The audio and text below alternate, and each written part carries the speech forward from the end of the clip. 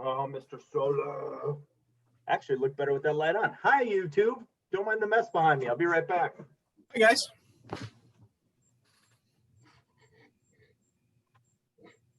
See, there we go.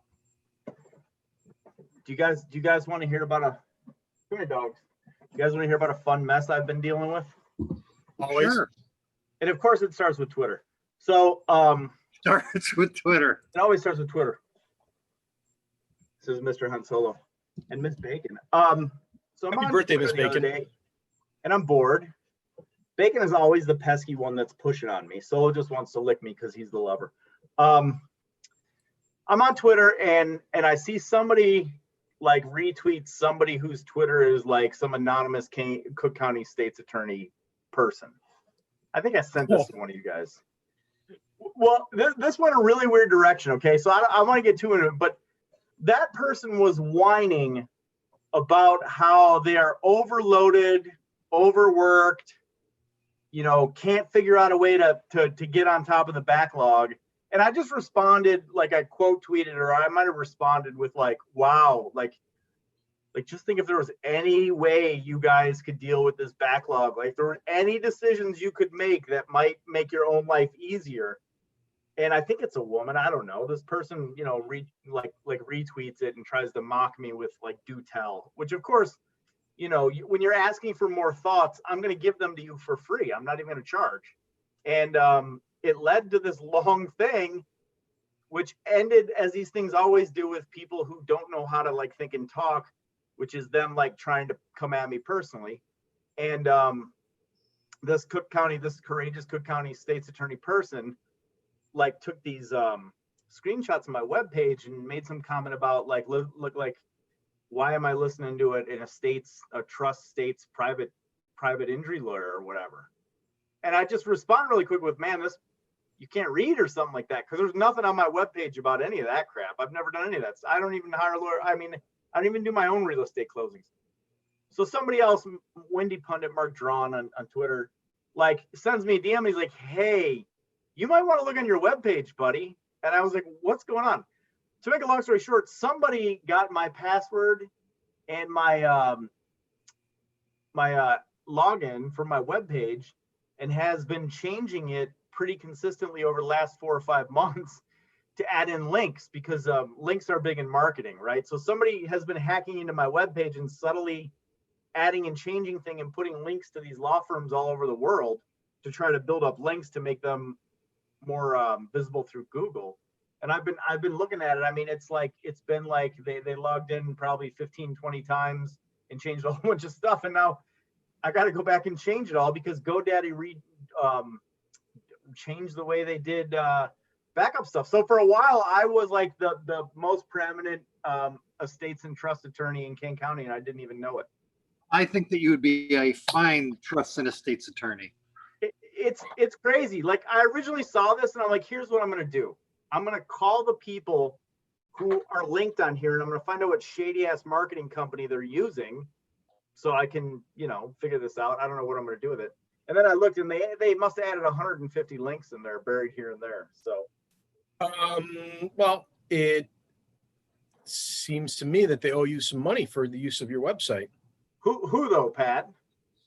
Firms that they're using, they're responsible for the act of their marketing. Well, some of them, many of them were like not just out of state, out of country. I mean, there was a lot that went to Melbourne. There were a couple I was going to call. There's nothing really around here. It's all out of state stuff, but I don't know. It was interesting. It was oh, wait a minute. Fred just commented on the YouTube. It was interesting, but that's what, people talk about the glory of running your own little law practice. That's something I've been dealing with this week. And it turns out that the woman, and I kind of caught up with that tweet a little bit later after it had been going on. Turns out in one of her responses to you, actually admits that yes, in fact, the agency that she's complaining about being overworked does have some discretion to deal cases and get rid of that backlog. Shocking. I think I should pull that tweet up. I think that when I think when people work at offices that are driven by policy, at some point they forget that policy is basically you deciding not to use your discretion, or your superiors not letting you use your discretion. The reality is that the two agencies that have the most control over how backed up a state's attorney's office are, number one, the state's attorney's office, and number two, the police.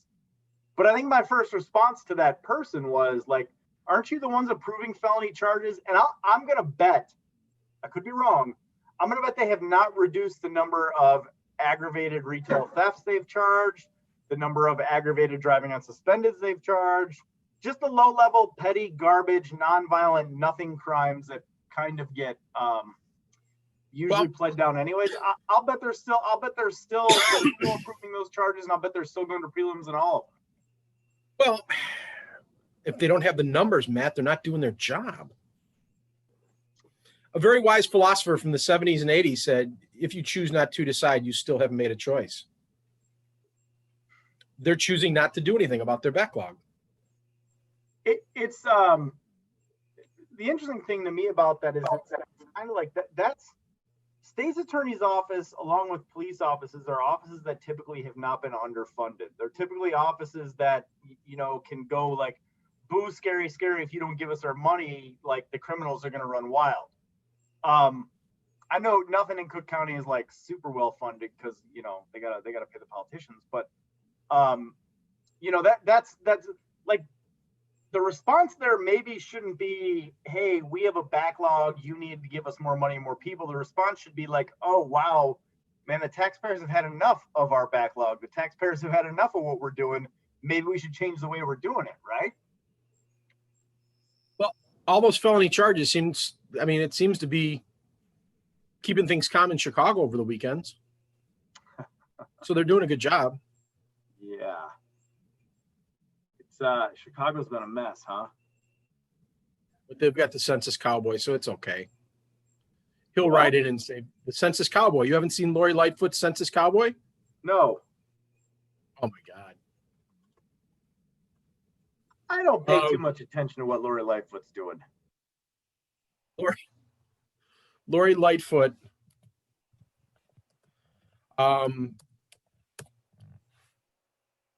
Census Cowboy Chicago. Lori Lightfoot was talking about filling out the census forms. It's important for the funding for your neighborhoods and everything else. And as she's talking about it, she said, you know, if you see this man riding into your neighborhood, it's not a good thing. It means you're not filling out your census forms. And she's got this dude on a horse dressed as a cowboy, and his job is to go in there and, all right, well, the only thing I can find is YouTube, and we know what happens when we play YouTube. I have two questions about this.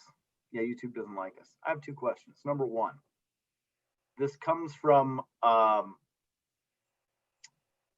it's more one question and a story.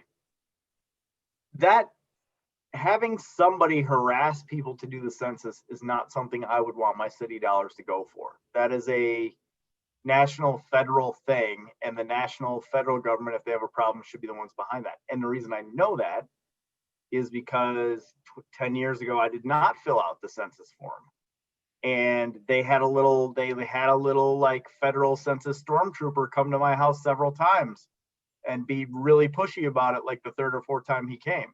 So I don't know why is the city spending money on that? I know the federal government will go ahead and push their way through it anyways. What was the resolution? Ray, what did the stormtrooper do? How did he finally get the answers from Matt? I think he came here a couple times and didn't catch me because I mean, I've got a courtyard here and cameras and stuff, so I know where people are. Oh man. Yeah. That's the census cowboy. She had a press conference. You do not want to see him. You do not want to see him in your neighborhood. No. Speaking of the census cowboy. Calling out the census cowboy. Had a girl, Lori. She didn't know. She didn't know that being mayor of the city of Chicago was going to go the direction it went. What direction do you think she thought it was going to go? Well, I'm pretty sure she did. Was pretty sure that she didn't predict a pandemic. I'm pretty sure that she didn't predict, everything that's happened since she's taken office. I feel sorry for people who win offices. Is that why you keep losing them? Yeah. You gotta listen, you have to know the way it's gonna go. You have to know the best result. And sometimes the best result is not winning. Ray's over there. He's like, look, I didn't even vote for me in any of those elections. So the right man won. Is that what you're saying, Ray? I am saying the right man won. As I said, like for instance, and I mean like for running for the state's attorney position, okay, you win state's attorney. First case down the pipe, AJ. Thank you for nothing. Thank you for nothing. That's one of those offices where you have that look like Trump had when he did his acceptance speech. Like, what? Well, you're like, I have to do what? The problem with elected offices is you can be put in a pickle so easy that it doesn't matter what your answer is. You're wrong. You are just wrong. Whatever you do. I got him life in prison. How could you get him life? That he should have got the death penalty. I got him the death penalty. Well, the state doesn't allow it. It's just minimum 49% of the people are going to be pissed off at you, whatever you do. And maybe it's not that they're pissed off. We don't care if they're pissed off. They might be so pissed off that they remember it when they vote next time. Yeah. They might. Like, I saw a lot of people. How many decisions are there? Vote. They're going to go out and vote now because they're getting rid of TikTok, and that's a really important thing. So that's going to make me vote this election. I can't believe that nobody has just stood up and said, yeah, the president just said he's getting rid of TikTok, and the president is delusional. He doesn't get rid of TikTok. That's not within his power. It's not within his job description. I think it might be actually within his power. I think it might be. I didn't think so either. And I saw something. I just think it's so far out there. It's private industry. Is it a national security angle? Yes. I don't think he's able to sell that to anybody. And think about those poor girls that won't be making $10 million a year. Ray, you have a TikTok account, don't you? Everybody? I think because it's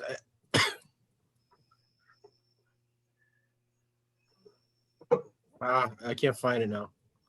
Pat, how does he do that? Like, is it similar to doing an embargo, which would be an executive action? It is part of the national security angle.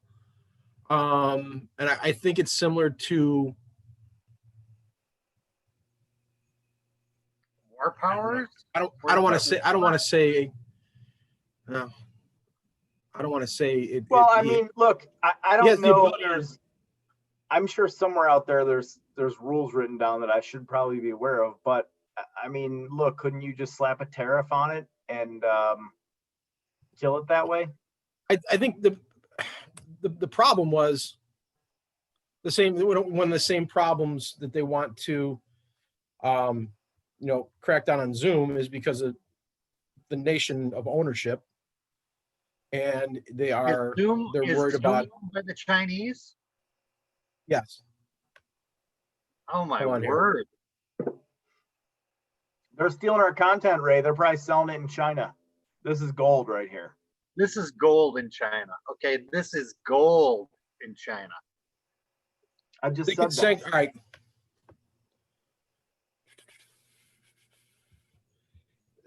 I looked It's up a something. sanction. It would be, he has the authority to sanction them. Usually it's tied to trade, but it can be for trade violations, but it can be for espionage or intellectual property theft if they can show that they're actually clipping information from the phones that they're using, which I think more, that's a concern, and that's just not concern on the right. There is concerns about that he can sanction them.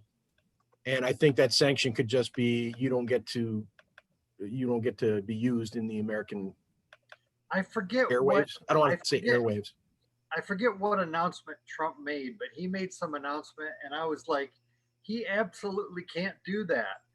And then I was reading an article. This is about a different thing, and I'm reading this article, and they said, no, there's an act of Congress that allows him to do this. Exactly that exact thing. Isn't this part of like it feels like the same thing. I just did this research on when during a traffic stop somebody has to be read their Miranda rights, right? And as lawyers, it's like almost never, but when you go back and you read the original cases, it doesn't say almost never. And then through history, those cases, even though the Supreme Court doesn't clarify, it kind of gets watered down to where the lines get blurred. Man, it feels that way and I'm not just saying that because the current president, he is not the only one, but it seems like the executive branch historically just keeps getting enlarged for whatever reason, because every party, when they control the legislative and the executive, wants to just give their guy power. And we're at a position right now where those lines are so blurred that, man, like it's amazing to me that one of the election issues isn't we need to contract those and draw brighter lines. It's no, we need to get our guy in so we can have an executive order on day one. I mean, we have a government that very distinctly and very intentionally avoids anything close to a king. And we're at a point now where we've got a president who can say, I can tell you what apps you can put on your phone, or I can make you delete apps that you've already put on your phone. Well, the last three guys have signed more executive orders in the first 100 days of all three of their presidencies than everybody had prior to them rolled into one. Yeah, it's scary. All right, right here, he can potentially sanction something that presents a greater risk of diversion to weapons of mass destruction programs, terrorism, or other activities contrary to the U.S. national security and or foreign policy interests. What's crazy about this is, so Congress gives them that power, and it just tells you how poor Congress is at acting with any kind of swiftness. Because if there is like a real threat to TikTok, and I don't know enough about it to know if there is, but if there's a real threat to things, I would think you'd be able to get enough people on board that the legislative branch should be able to do that, assuming they're not on vacation, which they are a big chunk of the year. It's interesting that they're giving those powers to the executive branch. Like, here, we're basically diminishing our power and increasing yours. Everybody wants to do it because the president at the time is from their party, and he'll implement their policies without having to go through a debate in Congress. However, at some point somebody else comes in and has that same authority, and now you don't like it. So yeah, and as much as people argue about, the Electoral College skews representation, it's an interesting thing to think that people think because your guy is in, and let's assume he's getting a majority of the votes, giving this incredible power for a president to wield almost immediately based on whatever whim he wants is, even in years where the president wins by a lot, probably something that isn't checked and okay with like 46% of the people of the country. And I don't know, the legislative branch is important for a lot of reasons, but I don't know what to do about it at this point, because nobody's going to stand up and say we want to take power from our own party, which is what's going to have to happen. It just feels like criminal law. It feels like taxes. It feels like something we're stuck with now. And in 20 years, we're going to be telling our kids like, oh, well, the president didn't used to be able to sign an executive order saying people couldn't vote or whatever. and having to explain that there was a time where there were divisions that don't exist anymore. The old government. Well, along those lines,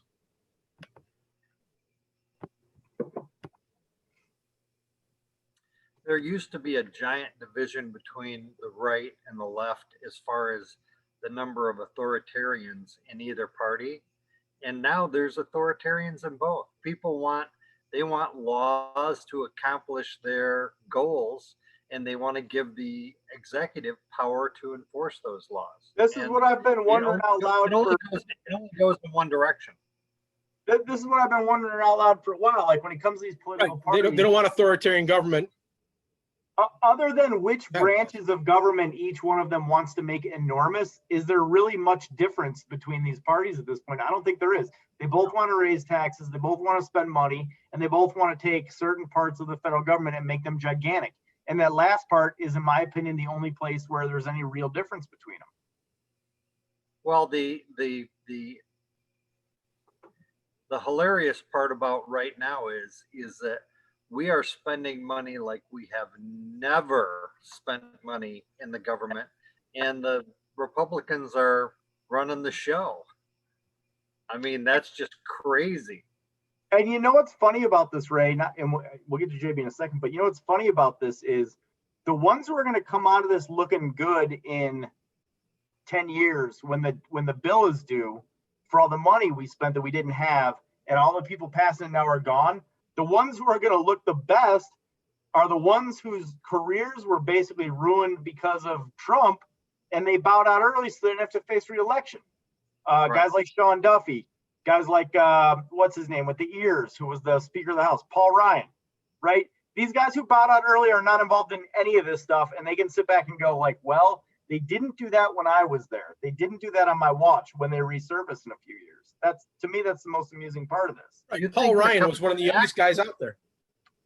Paul Ryan, though, dropped the ball on the whole healthcare thing, remember? And then kind of was a Trump guy and then kind of wasn't a Trump guy. And he's in a really interesting district. So he just backed out. So did Sean Duffy. Those people are not coming back.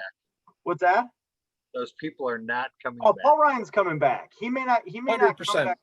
Yeah, there's no doubt about it. He'll wait for Joe to win, and then he'll come back, and Joe Biden is going to give him just truckloads of fodder. Truckloads. He's going to come back and run it as a senator or whatever up the road, or governor of Wisconsin against Evers. I mean, you never know, but it's interesting that with the way the pandemic and all this money give out happened, these guys are in the best spot to be like, you know, we told you guys, we didn't do that. Didn't happen on our watch. Wasn't me. I think there always is, but I think there's young people coming up, and they're going to take up all the spots. Where have those people been the last 40 years? Not born yet. I don't know, man. Like, what's the average age in the Senate? Oh no, no. That's my point. My point is that I think the old guys are going to wash out like they are, and the next set is going to be 15 years younger than the average right now. Yeah, that's not hard to do. I mean, shit, Ray, you and I are 15 years younger than the average senator right now. I know. And I'm not saying that I'm one of the young ones, but I just think that we're going to see a age shift, and when we see the age shift, it's going to go crash. I don't know, Ray. You think there's authoritarians now? You think there's people who like rules now? Wait till you meet this next bunch. What scares me about the people coming up after us, say, you know, I'm a little behind you guys, forget a little behind me, but after them, is people who've grown up their whole lives with cell phones and Facebook and cameras everywhere have no regard for privacy and no regard for where that's, you know, those pictures end up. And that scares me, because all of the stuff we fought for, which is like not using Illinois iPass to do speeding tickets, or getting rid of photo enforcement on red light cameras, all that sort of stuff where we were like, well, Big Brother, we're not going to live in a Big Brother world. man, like the young kids do not care about that. And they're going to be like, oh, you want to put a camera in my car to make sure I'm not speeding? Sure. I don't care. Whatever. What? Yeah. Why wouldn't you do that to solve crimes? Yeah. Why wouldn't you do that to solve crimes? Yeah. Pat, you had a JB up, and you know how I love JB. Governor Flintstone is essentially, and I can't play it because the video that it's running takes too much from my hamster wheel computer. But essentially, JB is the state of Illinois, which, as we all know, is we need to start a GoFundMe for Pat's computer. rolling. The state of Illinois is rolling in dough. Thoughts and prayers. JB is going to spend, I think it was $5 or $7 million on a mask awareness, because people don't really understand masks yet. That's not really an issue. It's not kicked around everywhere on social media. He can change that by spending money. Yeah, 7 million, because we got that kind of dough. Yes, ma'am. Somewhere there's a dark cave with a big rock. And under that big rock, in the shadow in that dark cave, there's somebody living there, and they don't know about the masks. And it's important. It's important that JB be able to hire somebody will change that. Like the census cowboy, who can go from cave to cave to cave and tell people we need masks. Well, you see, great minds think alike.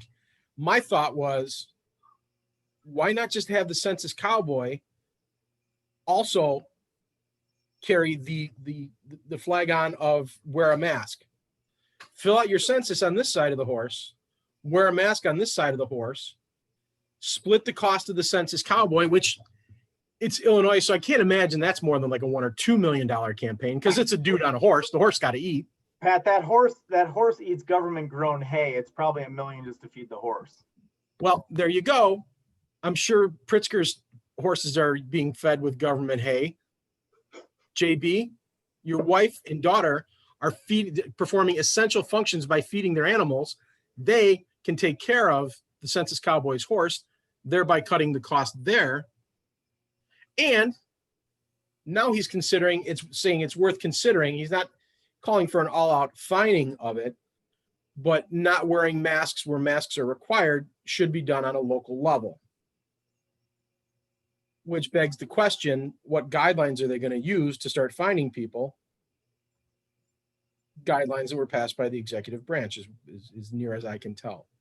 I know this is crazy, but so I've been going to northern Wisconsin since, I don't know, the end of May, and I was up there actually yesterday again. And when I first went, there were like Culver's was, don't come in our store, wear a mask, we're going to work on it. The local grocery store went from you have to wear a mask to masks are preferred back to you have to wear a mask. The Menards I was in yesterday in Rhinelander, Wisconsin, it's like you have to wear a mask. But it seems to me for the most part, the places that are getting compliance are places that are allowing like the major retailers and stuff to say, you know, if you want to be Menards, like it's a Wisconsin business. If you want to be in our store, you're going to wear a mask. There don't seem to be any problems at those kind of places for the most part. And I hear that. When did they start shifting that? Northern Wisconsin? Yeah. It's been since July 4th, basically. I think the COVID numbers after July 4th, especially in rural Wisconsin, have just really started to take off, and there's no healthcare up there. And things are getting a lot more tightened down. I mean, I don't know if they realized if they had done this in May, it never would have got to where it is. But since 4th of July, it's been a noticeable change. I've been through a lot of parts of the Midwest this summer for baseball. And I will say this, that, you know, your lunatic screaming in Costco or Walmart that making them wear a mask is illegal, even though they're a private entity and they can make you wear, you know, a pink tutu to shop in their store if they wanted to. Illinois, just in general, whether it's Governor Flintstone's, you know, emperor's decree or whatever it is, you rarely see people out and about without a mask. Like I walked into Munson Marine without one, and I felt like I'd walked in there without my pants. I, was like apologizing and I ran out. It's just part of what, part of Northern Illinois, where Tennessee, I was down there about 3 or 4 weeks ago. They weren't super excited about wearing masks. What kind of boat are you picking up? What's that? What kind of boat are you picking up? No. I was just getting stuff for the boat I have for the fishing boat. You know why, Ray? Because when you own a boat, there's always stuff you need. Yeah, absolutely. It's just perpetual. Absolutely. Basically. How did I get this far without having a boat? How did that happen? That's why you still have all your hair, right? Last week. Huh? You're only down to one boat, or not? You're not down to one. You're down to about 7 boats, but I'm down to one boat in Illinois, Pat. You're only down to one big sailboat. Yes, I'm down to one large sailboat. I feel a little bit like it's time to, it's one boat is not a fleet. You know what I'm saying? No, but you have a mini armada north of the border. Yeah, we got a few boats up there. We got a few boats, but we use them up there. But yeah, I will say that the mask thing, I haven't been to Wisconsin since all this started. But Indiana, I've been to Southern Illinois. I've been to Harley twice in Woodstock, and I was the only guy. I went with my son twice, and I was the only guy, or we were the only guys with masks on. Well, when you walked into the KTM side, were they a little more civilized or no? The business is kind of ghost towny. Yeah. It's probably 15 people on the floor total. So it's kind of sparse, but as I said, you're wearing a mask and you're kind of like, people are like, oh, you robbing the place? What? Well, Ray, that mask you wear, in all fairness, is a bandana. You do wear it like a bandito. I do. You do have a very Jesse.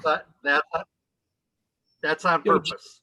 Jesse Jamesian type feel to it, Ray. I will admit that. My thing on the mask though is this, and I think I might have made this observation early on or talked about,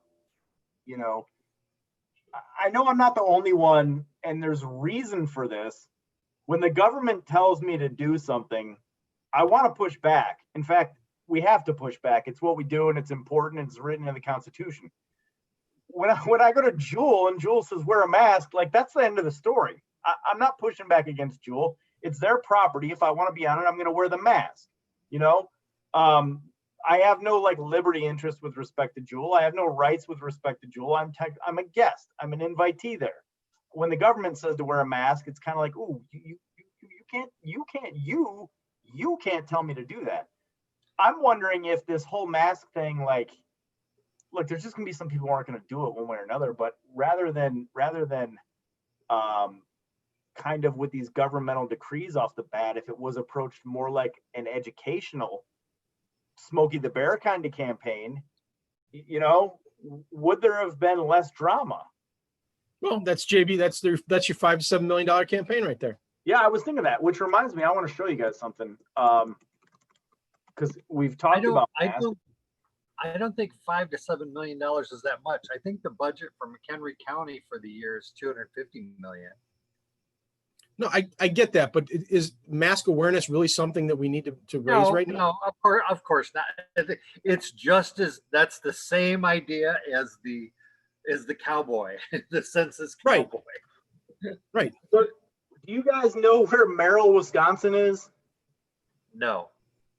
You go to Wausau, which the Wausau metro area has almost 100,000 people. It's probably the biggest metro. I mean, look, the Wausau metro area is a huge piece of land. I don't want to act like it's not, but Wausau, Cronewetter, Schofield, whatever. It's almost, you go north of there about 20 miles. There's Merrill, which I don't know how many people live in Merrill. It's a little bit more than a blip on the map, but not much. It's basically one of a tiny town between Wausau and Tomahawk, then go on to Minocqua. Merrill at the last election had one of these weird elections where some mid-20 hippie guy ends up working there in a factory and basically says one day, this is a dead town, I want to run for mayor. And as things go in America, Merrill now has like a mid to late 20s hippie mayor. But I think this is interesting because, we've talked about how all the police here came out and said, it's not our job to enforce JB's laws. It's not our job. I saw this because I'm like, man, this guy's going out on a limb. This guy, rather than having the cops come back and say, we're not going to enforce this, is asking his cops to enforce Governor Edgar's statewide order, which just went into effect. Which I thought, going back to my thing about the government, it's interesting because Evers had put all these orders in effect, if you guys remember, in May, and then the Supreme Court undid them. I don't remember any of this stuff happening. I don't know why it is that right now the mayor thinks that, this is a safe move for him or it's something he's comfortable doing. He didn't do it the first time. So I don't know if the virus is just kind of catching people up. I just thought this was really interesting because we talked about northern Wisconsin or Tennessee where people just aren't wearing masks. And this is the first one of these I've seen nationally where a mayor is asking the police to basically arrest people. And I hate to tell you guys, I'd like them to wear masks. I was in Merrill, Wisconsin at the Culvers yesterday. I wore a mask. I don't want the mayor telling the cops to arrest people for not wearing masks. Am I illegal? No. I mean, again, it comes down to the Bill of Rights was created in a pandemic. So to say that that it wasn't built for times like this, it was built in times like this. Should people wear a mask? Yeah. Should you pull your head out of your backside and realize that it's probably going to be helpful? Yeah. Is it the government's place to tell you to do it? Well, it could be. If you passed a statute, then you have a chance to contest it. It's new. I mean, it's not a very well thought out or time worn process. But if they passed a statute and then people could challenge it in court and then determine the legitimacy or the constitutionality of it, maybe they could get somewhere. Illinois certainly hasn't. And what do we hear? Is this our 97th or 98th week in this thing? Illinois legislature still sat there with their thumbs in their backside, haven't done anything. It's our second decade, Pat. We got just last Feels week. Clinton president when this started? Carter was president. Carter. Yeah. We wrote our 400th DUI this week in McHenry County. It's August. Huh. Wow. So we might not break 800, which will be, obviously, we knew it was going to be an all-time low. I mean, that's not going to be a shock, but it's going to be low. What did we write last year? Last year, 950. So Ray, let's talk about why are the numbers lower? Well, I think that the numbers are lower principally because of the pandemic right now. How is the pandemic causing DUI numbers to be lower? Is there less DUI? Is there less enforcement? I think there's less enforcement. And the other thing is that there were less opportunities to go to a bar, drink too much, and then drive home. I feel like the numbers should be up there because they had access to everybody's information, so they could safely write them. All right, there was no 19 DT 950. 950. There was no what? So while Pat's looking this up, Ray, we should talk about this because this is always an interesting thing to me. Is we had this conversation offline before. I believe you and I have had this conversation. There was a huge dip in DUIs 7 or 8, 10 years ago. We had the economic downturn at the same time that we banned smoking in bars. And shortly before Uber and Lyft became a thing. And as I said, the confluence of all those factors cut the number of DUIs written in about half. And I think that was with equal enforcement and equal opportunity to drink and drive. I don't think it was with equal enforcement because I think at the first economic downturn, there were way less DUI grants. You think it's grant related? Do you remember back 10 or 15 years ago, there were officers whose entire salary was based on federal DUI grants? Yes. So There was, you don't see you're, that you're anymore telling as far me as that we there know. were officers that were paid to write DUIs out there, Matt? It's crazy, Ray. It's crazy when the federal government gives people money to fund a cop for DUIs and then flips around and expects him to write a bunch of DUIs. It's crazy how those DUI numbers are affected. You know, the funny part is that in the middle of that bedlam, I know several great attorneys that got 4 or 5 DUIs dismissed in a row. I'm not talking 1 or 2 attorneys either. I'm talking 3 or 4. So Pat, what were the numbers on last year? And we all know those attorneys very well. We did not get up to here. Let me see. We did not get up to 875. There is no 19 DT 875. And if McHenry County just hit 400, they're writing. Pat, they're writing 50 a month. See if you can figure out what DUI we wrote in the first week of August 2019. Just go to 19 DT 400 and see what the charge date was. Oh, great idea. That's a perfect idea. I'm trying to save Pat some time, Ray.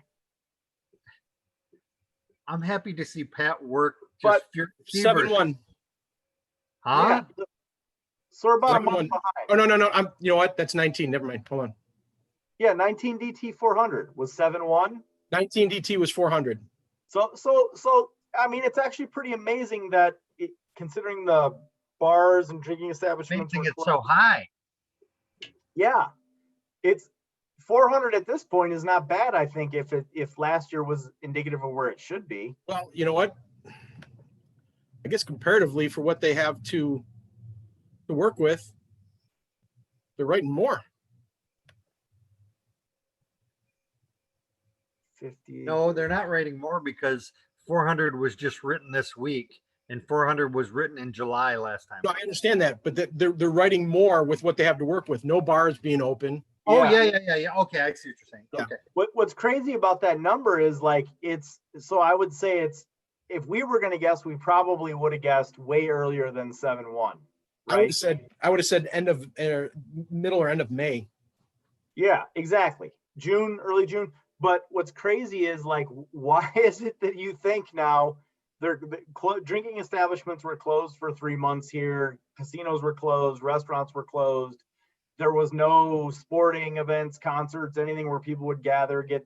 How did they write that many? What's that? I don't know.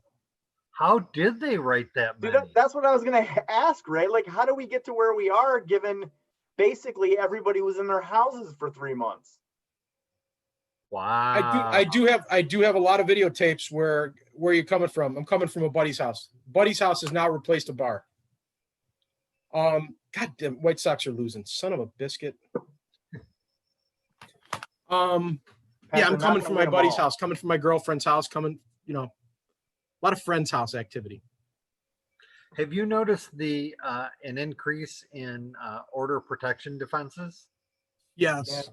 I've gotten so many OOP calls in the last couple of weeks, and I generally don't do those, but those are the funnest cases to do ever.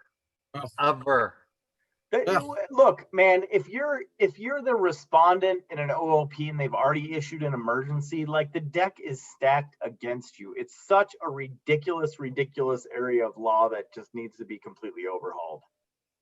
Yeah, and it's usually a tool for divorce attorneys. It's like emphasis on the word tool. Yeah, any divorce attorney is going to tell you, go get an OOP, kick them out of the house, get them away from the kids, and make them beg for any scraps. That's Yep. really what's going on there. Right, you got to get your appearance on that 20 DT 400, kid. Already did. That's mine. Right. Pat, he filed that a couple weeks ago. No defense name. As a matter of fact, I don't think I filed it yet. I just saw it was. That was my kid. I haven't filed on it yet, but that's all right. mine. Now you guys are going to make me look elsewhere. For what? See what the numbers are in Kane. Yeah, I'm going to look at Kane right now. It's amazing how things just snapped right back. In fact, I'm not going to look at Kane's actual numbers. I'll see when they filed 400 this year and when they filed it last year. While you're talking about that, speaking of McHenry County, 3 ICE detainees at McHenry County Jail tested positive for COVID. Wow. Yep. Is there a rule that says they have to be tested? Because I thought the way they were doing no cases were no testing. Hard to find them if you don't test. Very hard to find them if you don't test. So we should explain something. That McHenry County Jail has several floors, and 1 or 2 of those floors is rented out to ICE as an ICE detention facility, or whatever they're called now, Homeland Security, whatever. Bunch of idiots, whatever they are. You know damn well the response from the sheriff who runs that facility is going to be, those were ICE detainees. They weren't our prisoners. We have nothing to worry about. As though the same officers aren't working, eating in the same dining rooms, or parking in the same area, or walking in and out of the same door, or possibly even being in different pods and different decks. Like, that's what's coming, right? As much fresh air as gets pumped through there, though. Yeah. It's got some of the best fresh air in the world, Pat. There you go. Fresh air. It's like the no smoking sections used to be on airplanes. Well, I'm right behind the smoking section. Wow, I can't smell a thing. This is like Daisy Fresh. Right there. Yeah. Oh, man. Yeah, I guess so. If in Ray, my understanding of it is you were in fact correct that they weren't testing, so that's why they had none. Something must have triggered some testing. Well, that's what I wondered about. I wonder if that was with the federal contract. What do you think the real numbers are? If they're reporting 3, I'll tell you what, the real numbers reflect how good the ventilation system is. You know why those real numbers are low? You guys know why the real numbers are low? Why? Because McHenry County shipped 40-something people to DOC in the last week. Oh, did they really? Yeah. So if I didn't think that was going to happen until meeting to go, they're gone. I thought DOC wasn't taking them. They weren't. By the way, guys, Kane County has approximately 650 DUIs.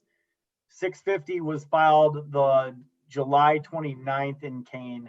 Last year it was filed March 15th. All right, so they're way back. Wow, that's a big. They're 2.5 months behind. Right. And last year's numbers were down from the year before because they hit 400 last year in May. The year before they hit it in March. I wonder, as I said, I wonder what we don't have we used to have big writers. We used to have like people or officers that work for certain municipalities that would write 150 or 200 a year. Yeah. And then they got fired. I want to know, like, I'm a cynic, okay? And I apologize, but I would love to know who's writing the DUIs in each county and where the grant money's going, because it would be crazy to me if McHenry County got way more grant money and didn't see the DUI fall off. Kane County had less grant money and did see the DUI fall off. It would almost lead you to believe that pumping money into the system gives them incentive to arrest people. No. So they arrest, the more they're getting paid, the more they arrest people. I would never say that. It's just a theory at this point, okay? It's just a theory.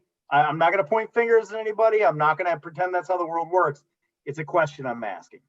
On a scale of 1 to 10, okay, 1 being not true at all, which we both know it's not, and 10 being 100% true, which we both know, oh, wait, yeah, it is. Never mind. It's a 10. That was unfair, Pat. That was totally unfair. We're just talking. We're just talking. Okay.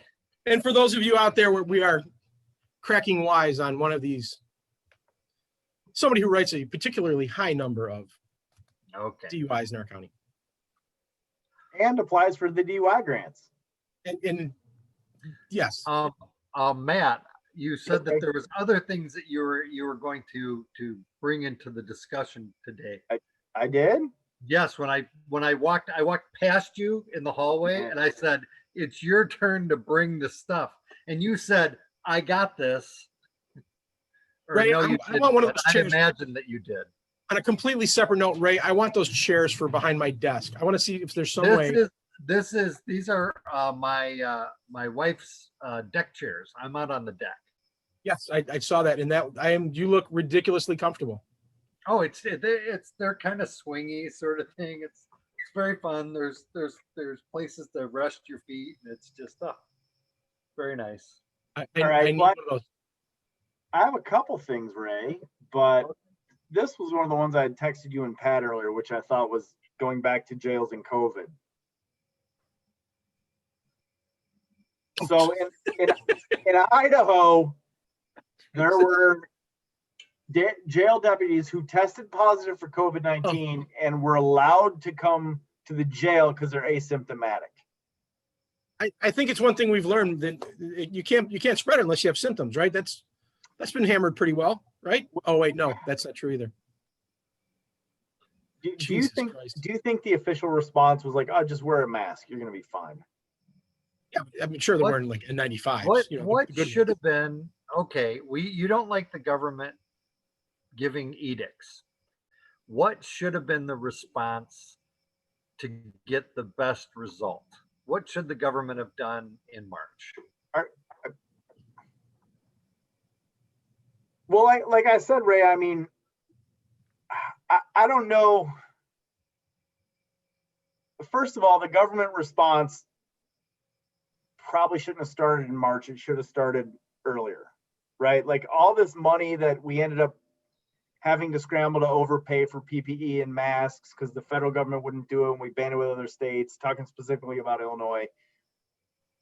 You know, trying to be like, this is coming, we can keep it out of here. Like the educational stuff, when your first shot at educating me is trying to scare the crap out of me, man, right away I'm going to be skeptical. And I don't think that's just me. I think it's everybody. I mean, look, I wear a mask because I don't want to drown in my own phlegm. Okay. But I think first of all, like with education, it is not coming right out of the box with shoving stuff in my face, which would have started with it going earlier. The second thing is like, I don't know, like what would have happened if the governor had pitched to these major corporations and got them on board? You know, you get Target, you get Walmart, you get, I don't know, Marshall Fields is dead, McDonald's, you get all these major companies on, I mean, McDonald's is an Illinois company. You get McDonald's on board in Illinois, and you start getting the major places people go and companies that are respected as having been around forever.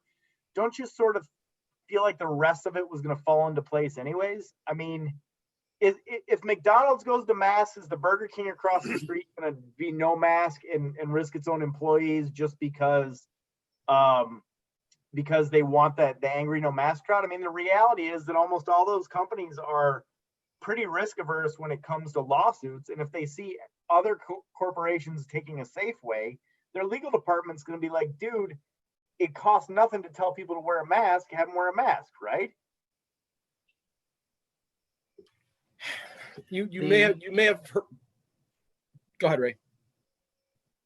Well, the thing is that I don't know how you make that information available to people and invite them to act on it, because we have Karens, and Karens are going to be walking down the street saying, you should wear a mask, you don't have your mask on, or whatever.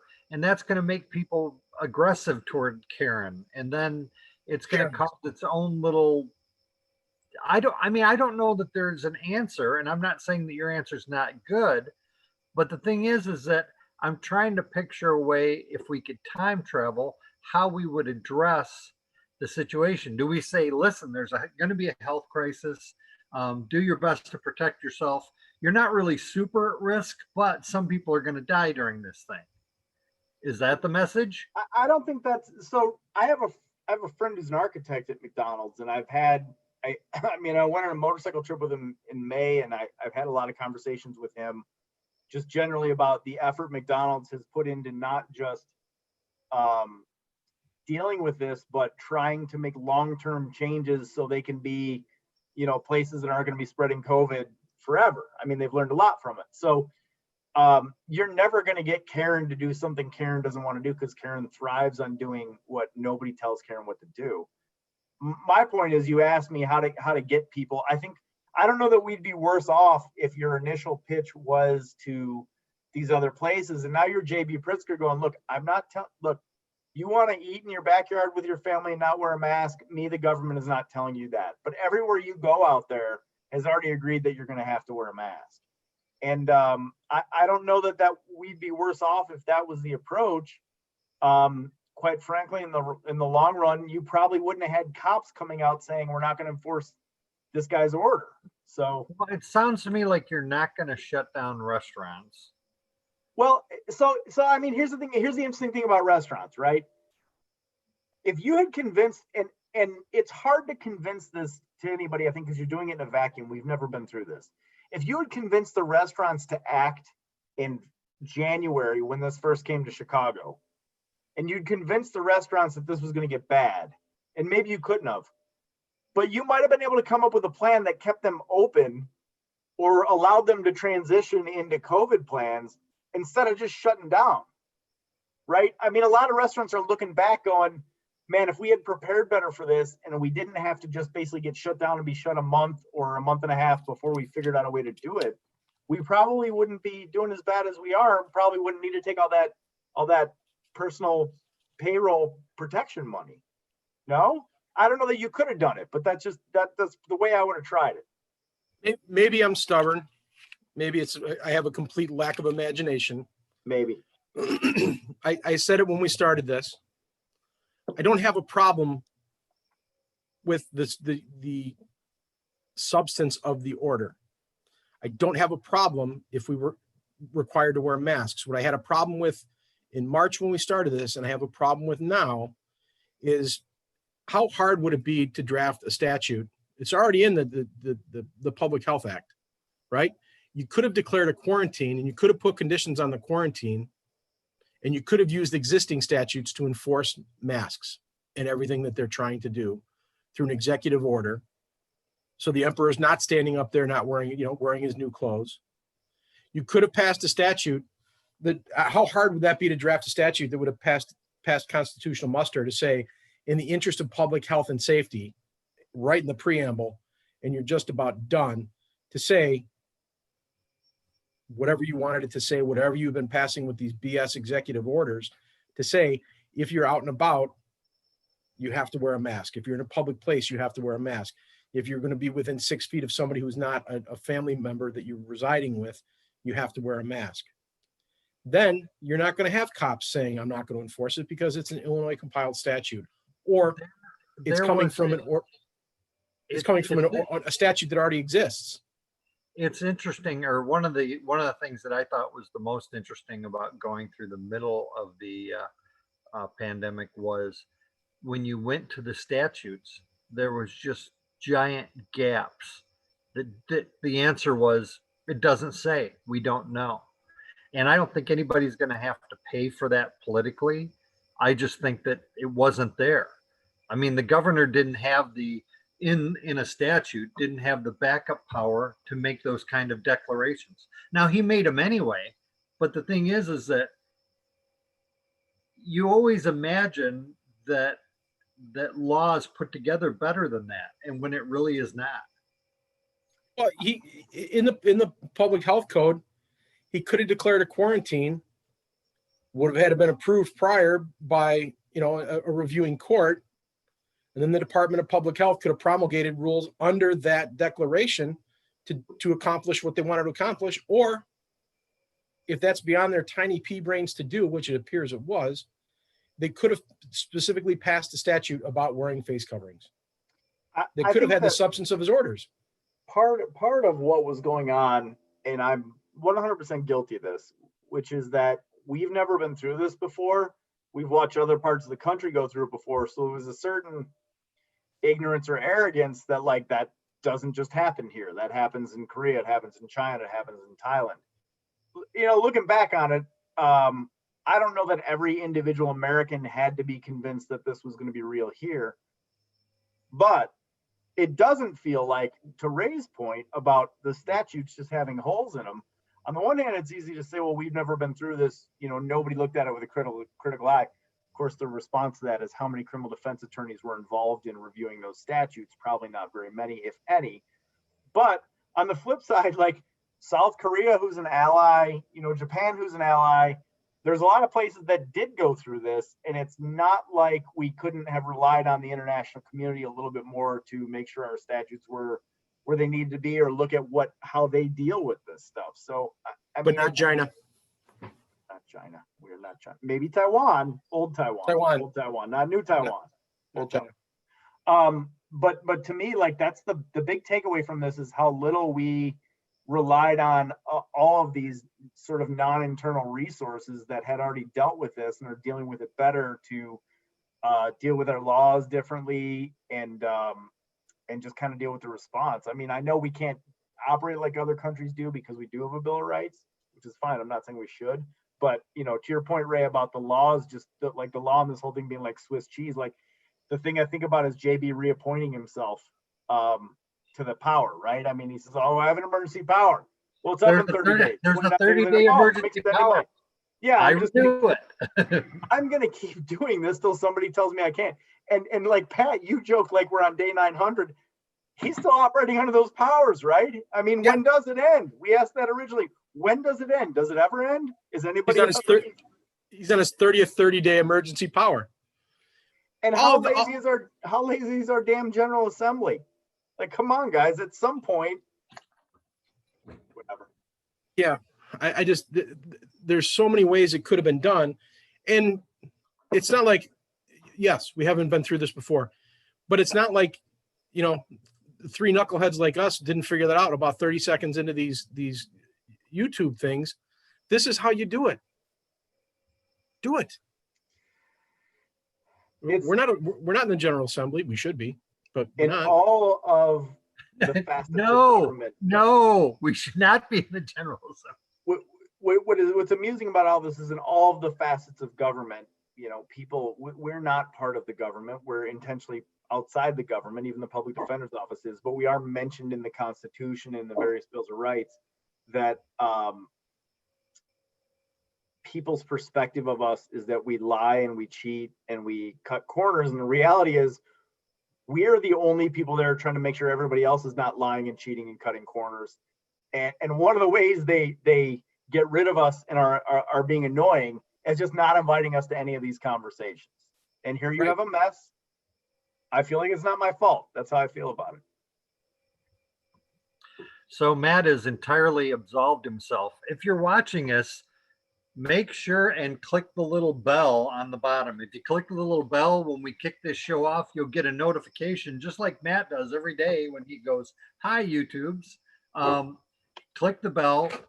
Matt cares if you click the likes. I want to vote for you clicking the dislike button or leaving a comment. Either one. I don't even care. We need a sideways thumb, which is like, it's too much.